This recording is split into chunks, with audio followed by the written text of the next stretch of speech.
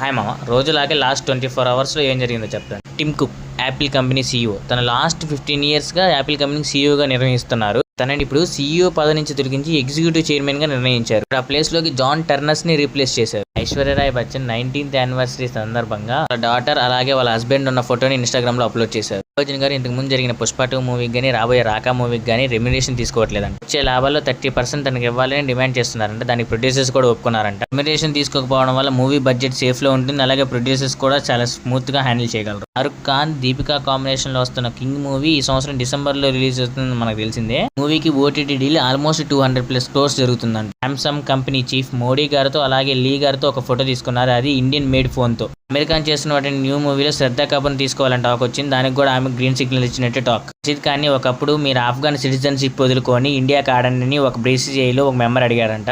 అలాగే Australian board కూడా ఇలాగే అడిగిందంట. కానీ రషీద్ ఖాన్ తన దేశానికి ఆడాలని నిర్ణయించుకొని తన దేశానికి ఆడుతున్నాడు. ఐపీఎల్ తర్వాత మనకు జూన్ నుంచి నాన్ స్టాప్ T20 సిరీస్లు ఉంటాయి. సెప్టెంబర్ టు అక్టోబర్ జరగబోయే T20 సిరీస్కి అలాగే ఏషియన్ గేమ్స్ కూడా అదే టైంలో ఉండడంతో ఇండియన్ టీంని 2 భాగాలుగా చేసి ఒక స్క్వాడ్ని వెస్టిండీస్ టూర్కి, ఇంకొక స్క్వాడ్ని ఏషియన్ గేమ్స్కి పంపిస్తున్నారండి. చాలా మంది కొత్త ప్లేయర్స్ ఛాన్స్ దొరికి డెబ్యూ చేసే అవకాశం ఉంది. ఆర్సీబీకి 5 days మ్యాచ్ గ్యాప్ రావడంతో విరాట్ కోహ్లీ, ప్రేమ్ నందన్ జీ దగ్గరికి బ్లెస్సింగ్స్ తీసుకోవడానికి వెళ్ళారు.